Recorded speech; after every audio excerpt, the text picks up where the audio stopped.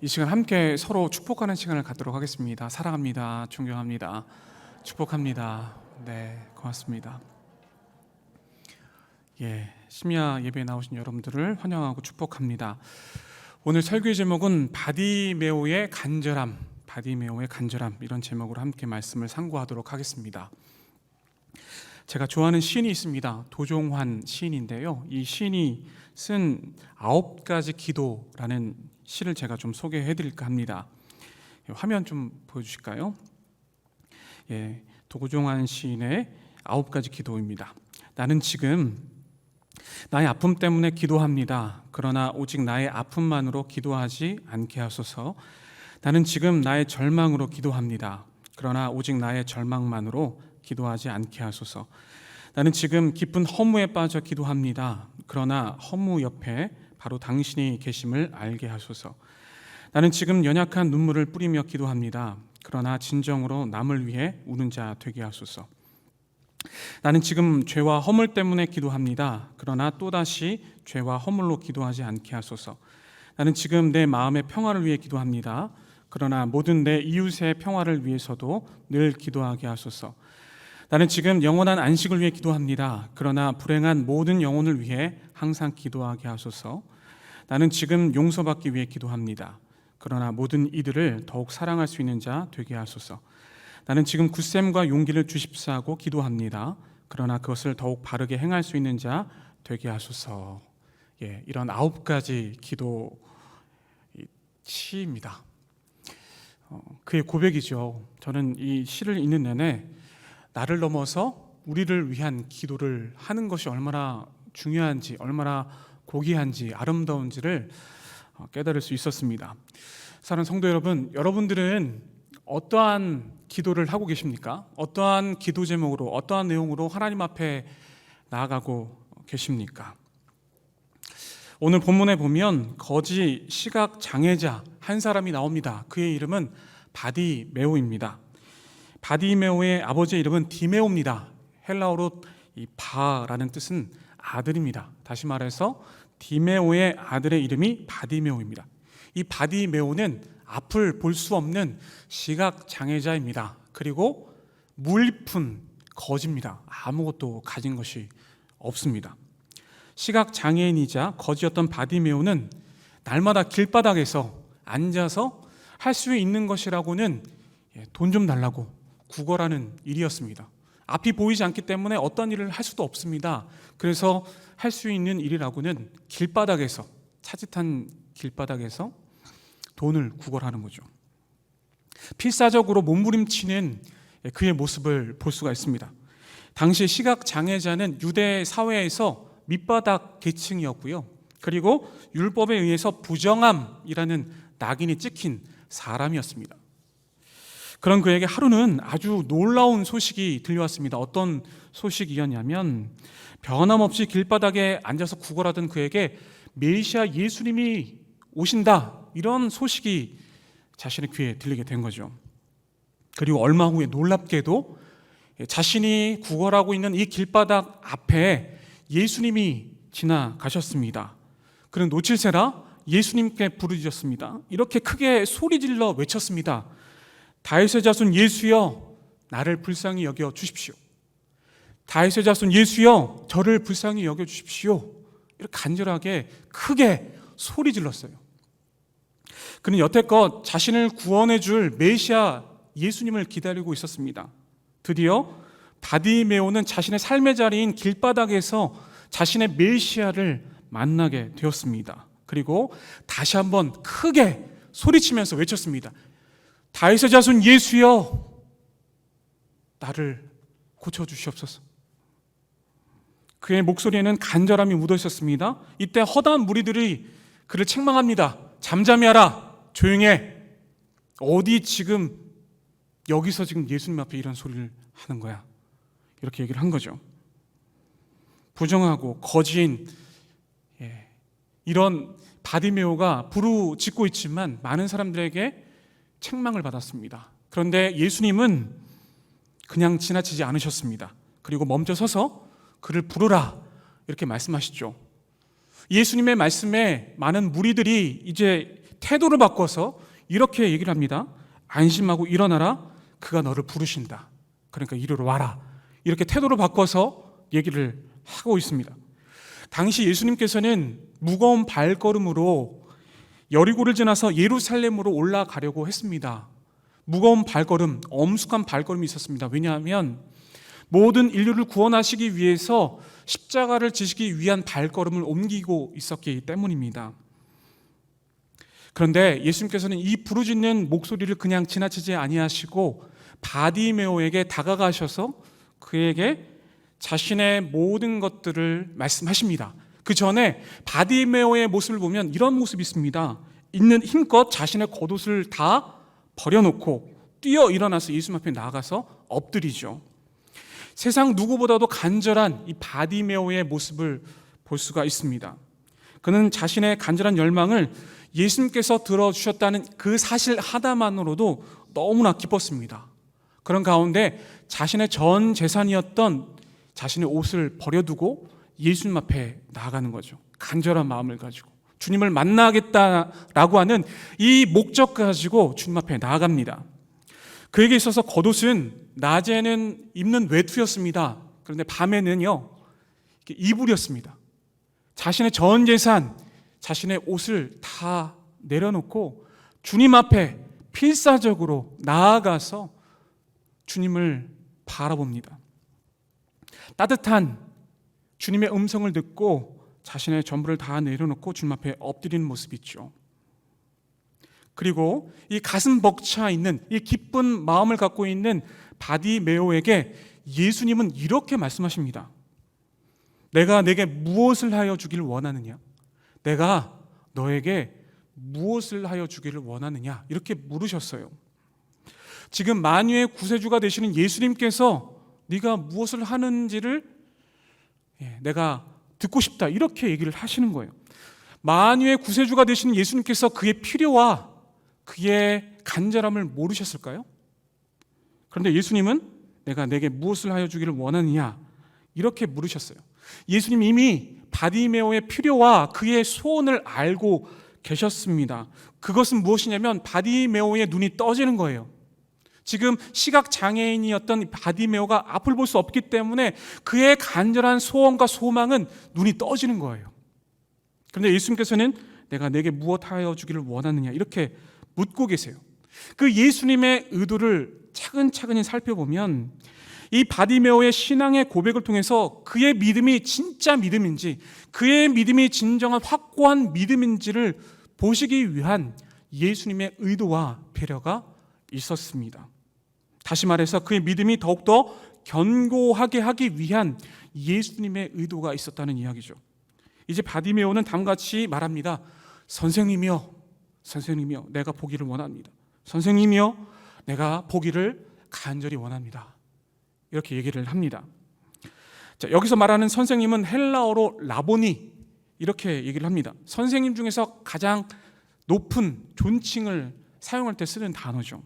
이 단어가 어디에 나와 있느냐 하면은 요한복음 20장 16절에 보면 예수님께서 부활하시고 막달라 마리아에게 나타나셨을 때에 막달라 마리아가 예수님을 부르면서 이렇게 얘기합니다. 라보니 이렇게 얘기하죠. 라보니 여기에 이 단어에는 예수님의 십자가의 죽으심과 부활하심이 농축되어 있다는 이야기죠. 이렇게 바디메오는 극존칭을 써서 주님 앞에 간절한 마음으로 나아갑니다. 그리고 자신은 철저하게 낮아진 상태로 주님 앞에 내가 낫기를 원합니다. 이렇게 고백을 하고 있습니다. 이때 예수님은 그에게 다음과 같이 말씀하십니다. 본문 52절 말씀을 같이 읽겠습니다. 예수께서 이르시되 가라 내 믿음이 너를 구원하였느니라 하시니 그가 곧 보게 되어 예수를 길에서 따르니라. 아멘. 예수님께서 말씀하십니다. 가라 내 믿음이 너를 구원하였느니라. 가라 내 믿음이 너를 구원하였느니라. 이 말씀이 끝나자마자 1초, 2초, 3초도 아니고 곧 그가 나음을 받게 되었습니다. 눈이 떠졌습니다. 놀라운 기적의 역사가 일어났습니다. 그리고 중요한 것은 이 바디메오가 예수님을 따른 것이죠. 여기서 가라 내 믿음이 너를 구원하였느니라, 이 말씀의 의미는 너의 눈은 이미 깨끗함을 받았다. 그러니 너의 믿음으로 내가 구원의 길로 너를 이끌 것이다. 그러니 너는 나를 따르라. 이런 의미가 담겨져 있는 거죠. 여기서 중요한 것은 그가 철저하게 주님 앞에 낮아졌다는 사실입니다. 그리고 주님을 높이고 간절한 마음을 가지고 주님 앞에 확고한 믿음을 가졌다는 이야기죠. 놀라운 것은 그가 육신의 눈을 떴지만 그것을 뛰어넘어서 영적인 눈도 떴다는 이야기입니다. 눈을 뜨니 영적인 눈도 떠진 겁니다. 육적인 눈과 영적인 눈이 동시에 떠지는 놀라운 축복의 역사가 일어났습니다. 여기서 우리는 잊지 말아야 할 것이 있습니다. 그것은 무엇이냐면 바디메오와 같이 철저하게 주님 앞에 낮아지고 주님 앞에 간절한 마음을 담아서 주님을 만나야 하는 겁니다. 따라서 우리는 바디메오와 같이 주님 앞에 부르짖으며 자신을 철저하게 낮추고 확고한 믿음을 가져야 합니다. 제가 주님 앞에 나와서 주님, 제가 나음을 받을 수 있습니다. 제 안에 상처가 있습니다. 연약함이 있습니다. 고통이 있습니다. 그런데 주님 앞에 나와서 제가 나음을 받을 수 있습니다. 주님, 저를 고쳐 주시옵소서. 이러한 믿음을 가질 수 있어야 합니다. 그러한 믿음을 가질 때 주님은 우리에게 말씀해 주시죠. 가라, 너의 믿음이 너를 구원하였느니라. 그럴 때 우리는 그 믿음을 가지고 주님을 따를 수 있는 주님의 제자가 될 수 있다는 것이죠. 저는 올 초에 저희 3교구 구역장님들과 훈련의 과정으로 마음의 묵상이라는 노트를 쓰고 있습니다. 지금도 쓰고 있는데요. 마음의 묵상 노트는 하루에 성경 한 장을 읽고 하나님께서 마음에 감동을 주시는 그 한 장에서 한 구절을 택해서 그걸 쓰는 겁니다. 그리고 밑에다가는 감사 기도 제목 한 개도 아니고 두 개도 아니고 세 개를 쓰는 겁니다. 지금까지 썼던 마음의 묵상을 좀 걷었습니다. 그리고 이번 주까지 거두려고 합니다. 제가 다 보겠다는 것은 아니고요. 저도 함께 이 노트를 쓰고 있습니다. 저는 이 노트를 쓰면서 하나님의 말씀을 묵상하고 읽으면서 쓰면서 이전의 저의 모습과 이후의 나의 모습, 저의 모습이 많이 바뀐 것을 느꼈습니다. 그것 중에 가장 중요한 핵심은 무엇이냐면 간절함입니다. 간절함. 하나님을 찾고자 하는 간절함이 생겼어요. 이전에는 좀 하나님 그냥 좀 옆에 계시죠, 이렇게 생각했다면 이제 하나님을 간절히 사모하는 마음이, 간절한 열망이 생겼습니다. 왜냐하면 제가 부족하다는 것을 알았기 때문입니다.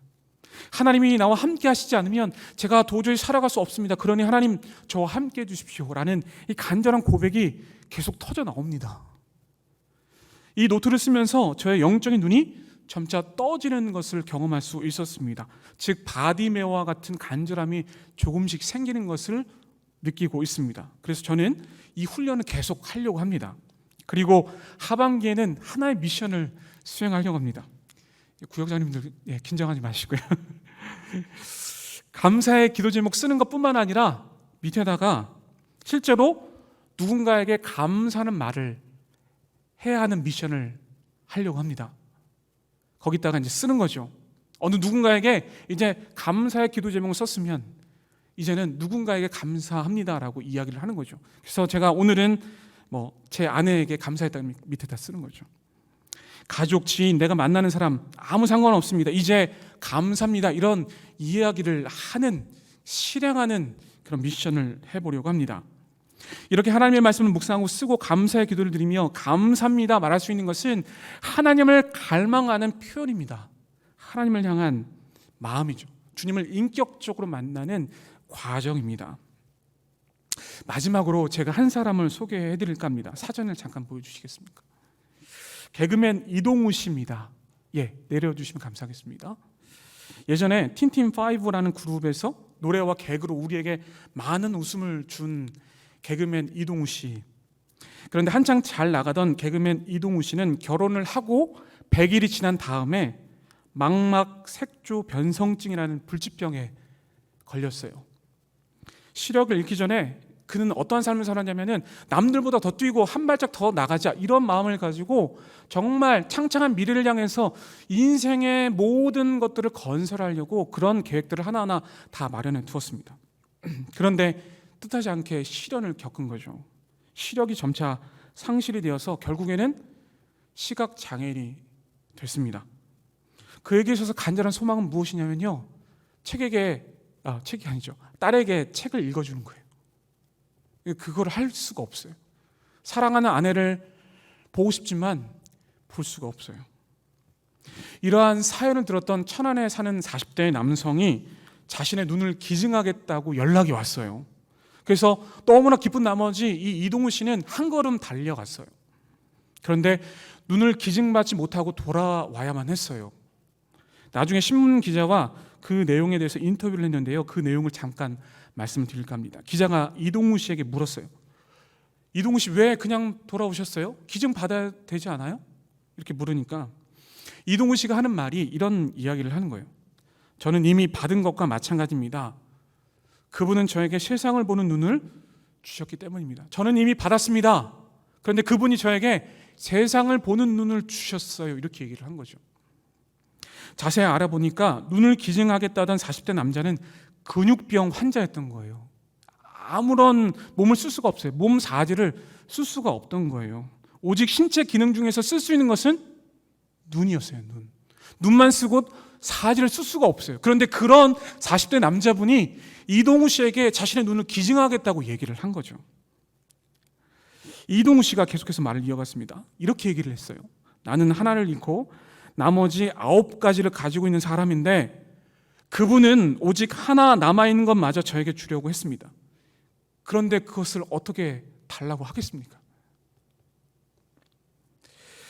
여러분, 현재 이동우 씨는 뮤지컬에 도전하기도 하고요, 꾸준히 연기 생활을 하려고 노력하고 있습니다. 심지어 재즈 가수를 하고 있으면서 여러 활동을 하고 있고요. 전에는 철인 3종 경기에 참여해서 정말 눈이 보이지 않음에도 불구하고 정말 열심히 했던 그런 모습을 보이기도 했습니다. 비록 눈을 기증을 받지는 못했지만 그는 주님 안에서 새롭게 거듭나세요. 비록 눈이 보이지 않지만 그는 세상을 바라보는 눈이 완전히 바뀌었어요. 바디메오와 같이 거듭났어요. 그리고 그는 주님을 따르고 있습니다. 주님의 제자로서 하나님의 복음을 전하고 있고 이제 새로운 눈을 뜨십시오라고 우리에게 이야기하고 있습니다. 사랑하는 여러분, 여러분들은 주님 앞에 자신의 모든 삶을 드리고 계십니까? 삶의 방향이 주님 앞에 향하고 있습니까? 혹시나 주님을 등지고 다른 방향으로 가고 있지는 않습니까? 주님께서 걸어가신 길을 따르라, 쫓으라라고 말씀하셨는데 그 길을 걸어가고 계신지요? 우리는 주님의 백성입니다. 주님의 백성은 주님이 가신 길을 따라가야 합니다. 그 길이 행복이고 반드시 가야 할 길입니다.